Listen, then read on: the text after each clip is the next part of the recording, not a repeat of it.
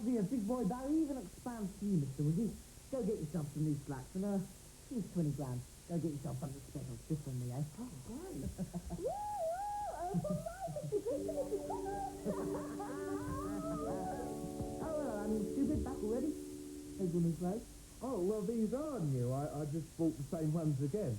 There's an old Ewok saying, there's nothing quite like Trimpoline. What did you buy with the money, Leslie? Oh, well, I got these smashing little babies. You see, normally each one of these would sell for 8p each, but the man let me have the whole lot for £20,000. I tried to explain to you already. There was... Just leave. How do you better familiarise yourself with the menu on tonight's sofa? Perhaps you're right, Charlie.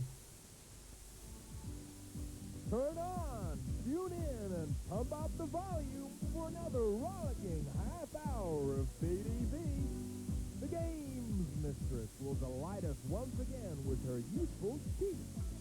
BNN's Roger Ross will be giving us the latest news in the computer industry, and BDV's feature team will be out and about. Stay riveted to your seat. Great say, Charlie.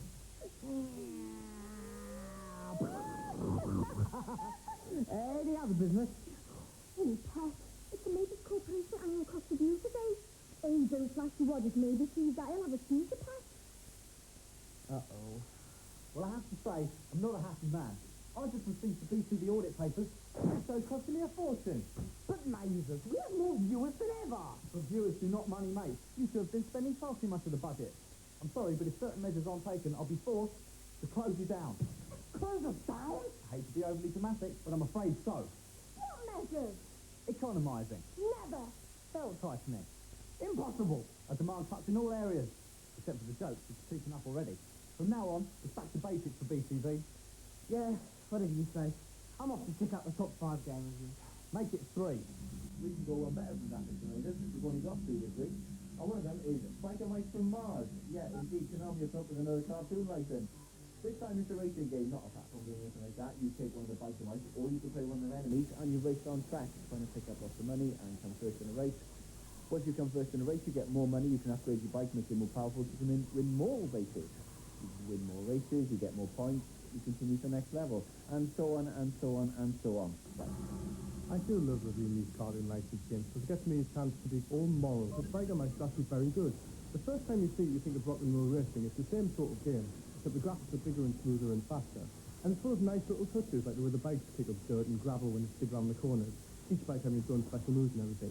And I do like a two-player game with Old Saturday. I love to beat him. Can't beat this technological performance, Squeezy. They've managed to fit 30 courses into a mere 8 meg of cartridge. Spiker Mice is a really, really good game, and it's going to get 8 out of 10. I would give it as well. A thoroughly respectable 8 out of 10. This table setup, it's a little bit smaller than Southampton, but I still think it's a bit bigger than necessary. Change it immediately. But look, we need this for our meeting. Now this is better. This is what I call downsizing. Mind you, you better remember, other things are going to have to go too.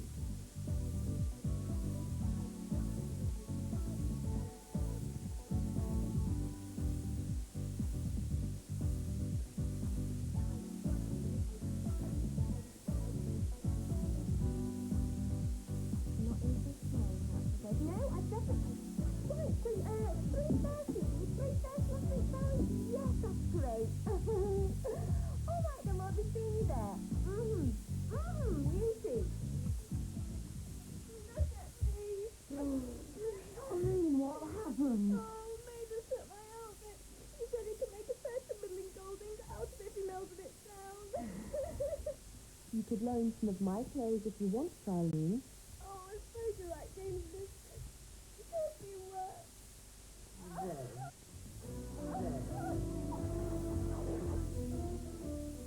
Good evening and welcome once again into my domain, where relief is given by touching up to your game-playing skills. So, who's first? Scientists, I noticed this mystical fighter on the Street Fighter 2 Turbo on the 3PO. In your wisdom, can you tell me how to access this tech like that on a two-player game. Well, that's no problem for a gaming goddess like myself. As for versus mode character selection, simply highlight Riley and simultaneously hold down all the pad buttons, including start. Now keep these held down while your opponent chooses their character. Now Raya's picture will be replaced with a mysterious shadow of the fighter Akuma Long, and you will now be able to play as the fabled one.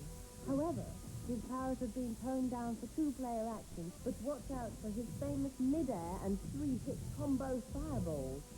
That's your lot for now, but I'll see you in a bit. Now, everybody, despite some very satisfying economic cutbacks, good work, Ross, That's my pleasure, Maiden. BTV is still losing money. I'm afraid to say that the economic wind of change is blowing swiftly through Primetime Barry. Oh no, that's the wind from outside, Mazes, because you made me turn the heating off. Oh, shut up, you imbecile. You've left me no alternative. I'm going to have to instigate some staff cutbacks. One of you is going to get the sack. Now, which one of you is the most useless member of staff? It's me. I make no bones about it. Oh, just the off then. Maybe these budget cuts aren't so bad after all, Barry. Exactly how much did you pay this man? Well, I mean, don't really pay him. He actually pays us £100 a week to work here. Oh, just the off then. No, Leslie, wait. Tell me something. Have you ever, read me? Oh, you lovely man.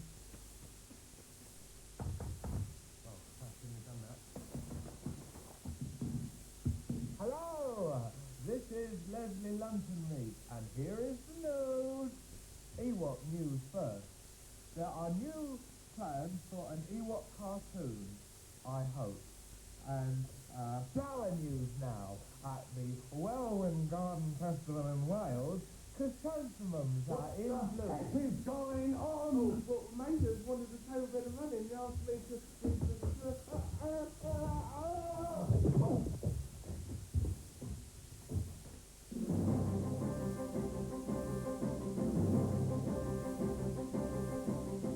Hello and good evening. Roger Ross is the name, and games information presented in an informative, yet slightly jovial way is the game. First up tonight, the video games industry has gone 3D fighting game, doolally, up the spout, mashed banana, all aboard the happy bus, bonkers. That's right. Releases of virtually rendered beat-em-ups are springing up on consoles everywhere. Of course, the original was Virtua Fighter. Now hitting the arcades, though, is Virtua Fighter 2, with better graphics in the form of Goran shading on each character and more detailed backgrounds. Also, the gameplay has been tweaked favourably. Lastly, not one to be left out, Atari get into the act with Fight and Flesh on the Jaguar, a fighting game with more than a passing similarity to the arcade version of Virtua Fighter. It promises to be faster than the others and feature wilder special moves and dish-worthy trickery. Its major selling point is that it will be released before the official Saturn or the PlayStation machine hit the shops later this year. That's me, Roger Ross, punch drunk and swollen, leaving the battered ring of beat-em-up nuggets. Up next, Scott Peters with Hairstyles of the Poor and Impoverished.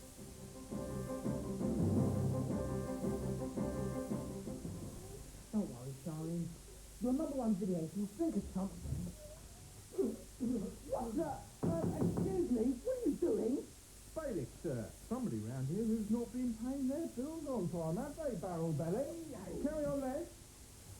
Go over there, Colin. Oh, you can't take that. That's my PlayStation. Excuse me, carry on, Colin. I'm afraid to say, sir, that under paragraph 22, subsection 3, amendment 49 of the Celebrity Sporters Act, you, sir, are evicted. I must ask you to leave the premises. Is Barry bankrupt? Will BTV ever go on air again? Find out. Up to 15% off summer 95 holidays and only £5 deposit. Amazing. AT Maze. Amazingly.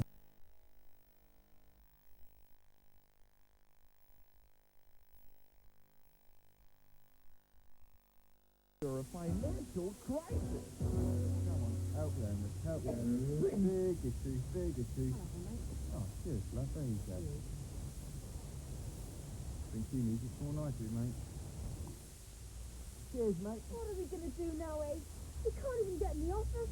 Yeah, and it's so cold my hair is frozen solid. But I do have a plan, and it's my bestest plan ever. Oh, great. I can hardly wait. What is it then?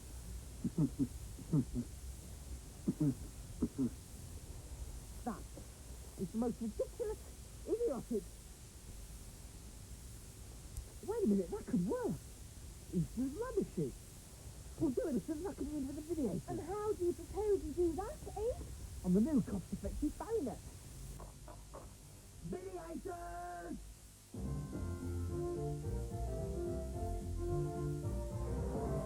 My life is so empty. If only I had a teach change to colour scheme on Mega Drive Jungle Book.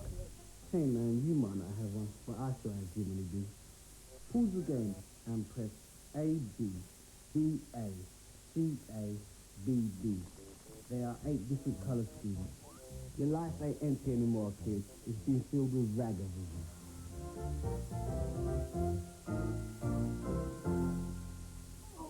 Oh, you know the sewer system came out here. Oh, well, it's been like a second home to me over the years. Hello, we're doing a special spread on me next month. Oh, yeah, right. Let's see, onto that plan to raise cash. You get the camera, I'll get the merch. Right, boss. Okay, greetings, punters, ladies and gentlemen, boys and girls. Roll up, it's the Bargain Basement Barry. Everything in the house must go. All top quality merchandise coming at you at prices that are positively a steal. Now, ladies and gentlemen, boys and girls, first line today is beautiful BTV TV Award. Who'll give me a tenner for it, eh? Yeah, I'll buy that for a tenner, Barry. Is it real? Of course it is, governor. Solid gold, just like my dear old mother. Would I lie to you? Nah, it's all right. Sorted. You've done well then. Okay, ladies and gentlemen, next item tonight. You must mean there. That's right. It's the Gadget of the Week. Now, ladies and gentlemen, you know Ed, you know time. Well, stay with me. Thanks to modern technology, some clever computer boffin has been able to bring you the world's first ever electronic egg timer. Now, this eloquent unit would not look out of place on any home mantelpiece. Friday is an unexpected clock. You turn it around, for instance, you get an electronic LCD digital egg timer. Just the thing for you high-tech egg-eating computer buffs. Now, today's price only. We're not talking £50, not £40, not £30. It is £24.95. Not all at once. That's from me to you. I'm not making on any of that. No? Darling, tuck it in the back of the van. Can't see any of these.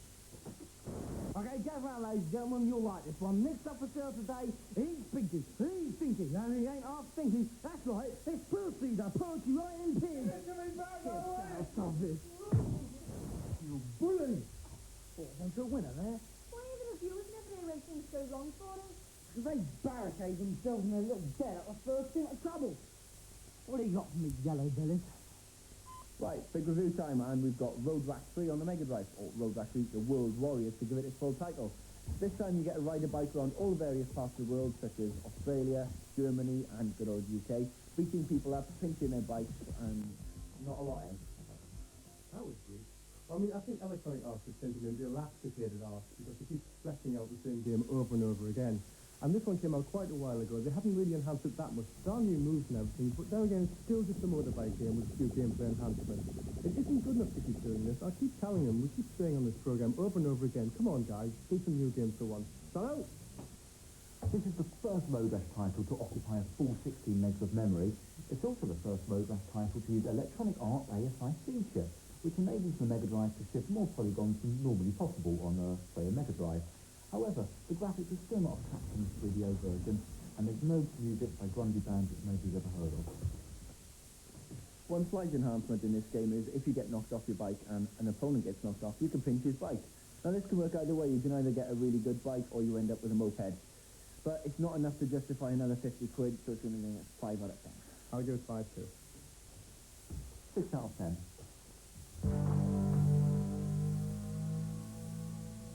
Come on, Percy, let's just touch you up.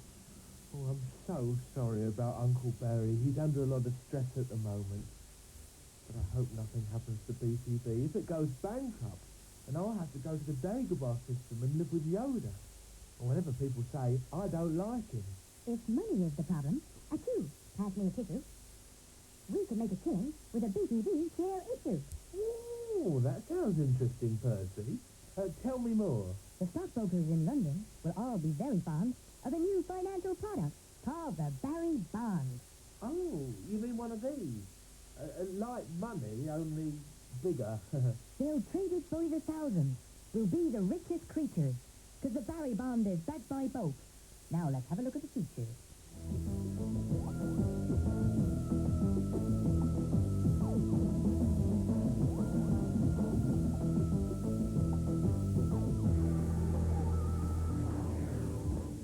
Roger, I don't think I look too bad.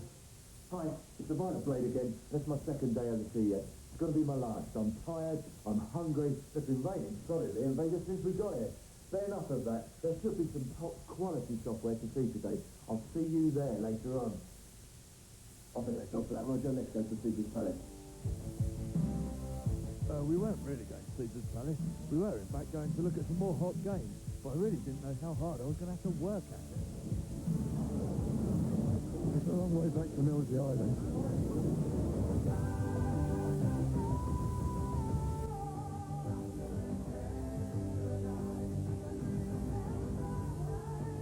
Today, Thunder in Paradise. What exactly is it? Well, Blade, I guess you could relate. You're wearing the bandana. Hulkster's wearing the bandana. No, Thunder in Paradise is a cross between Miami Vice, Baywatch, and James Bond. It's a game full of action, on the water, with a lot of women in it, and we codename it internally Buns and Guns. We won't market it that way. It'll be Thunder in Paradise, but internally it's Buns and Guns. Come on, man. Keep this up, we'll all end up shark bait. Shark bait? Little did he realise he had the Blade at the helm of his huge throbbing powerboat. But shock horror, the Philips CDI game really is interactive. Sadly, though, the rest of the CES actually proved to be a little disappointing. There was not an odorous sniff of a Saturn or a PlayStation, but at least FX Fighter had the FX2 chip, like Starwing 2 last week, and is Nintendo's foray into the polygon-rendered world of fist-knocking action. If my opinion's anything to go by, I thought it looked quite impressive. This little lavatory alike is Atari's attempt at the silver platter spinning world of CD technology. So, Bill, what exactly is the Jaguar CD? The Jaguar CD is the low-cost CD-ROM peripheral for Jaguar that allows you to have full motion video in game, as well as much, much larger storage capacity at an extremely low price. And what makes it incredibly different to the other CD platforms? The first is its price, which is $149. The second is the fact that we are getting superior performance to any other CD-ROM product on the market. And it doesn't even follow normal video CD standards that all the other manufacturers do, and it still looks like a toilet in my opinion.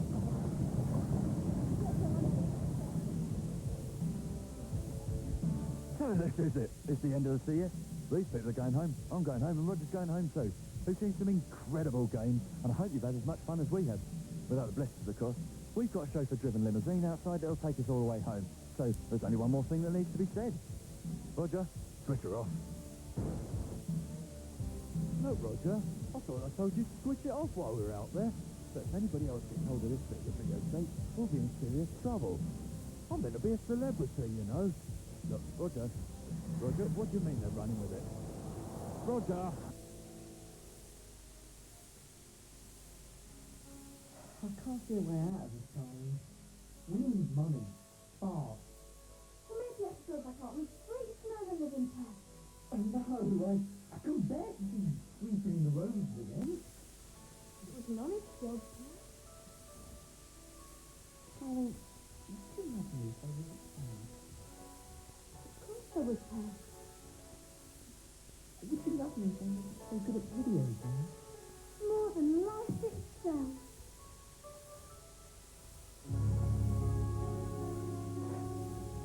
Would you love me if I was thin? Well, I don't know, Pet. I don't think I could. You better hurry up and get the lemonade. Sorry to interrupt here, but Percy has a great money-making idea. Percy, that's brilliant! The Barry Bond! It's so simple! We'll get out on the open market tomorrow. Charlie, call my broker. Well done, Percy. You like that?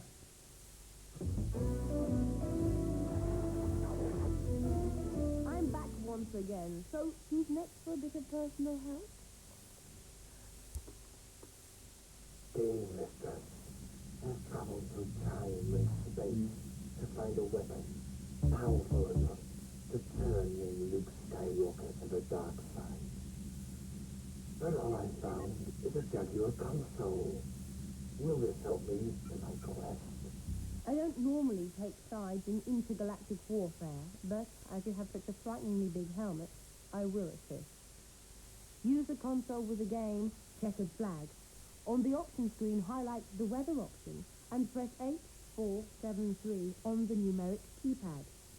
This is sure to drive Luke to the dark side, as he will now be able to play the game using a nice option. Now, before my Ewok friend discovers I have become a spy for the Empire, get yourself gone.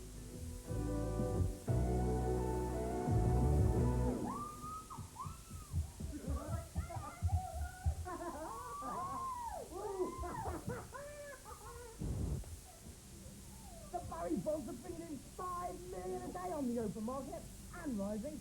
What do you think about that then, eh, Mason? Well, I'll tell you what. You make another 10 million like you did today, and I'll let you off your earlier financial discretion. Oh, well, Leslie, it looks like your very special plan saved the day. Oh, well, it wasn't only me. It was Percy's idea, too. Oh, yeah? Worth a little bit. Because BTV is so very smart.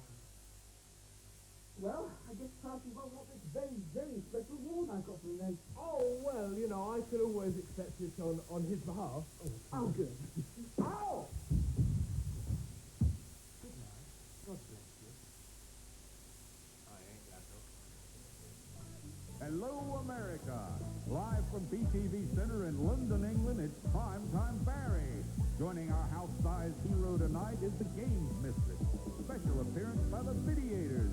The music tonight is from Fat Freddy and the Pasadena Washboard Quartet. Come on, let's make some noise. Here's the man with the plan.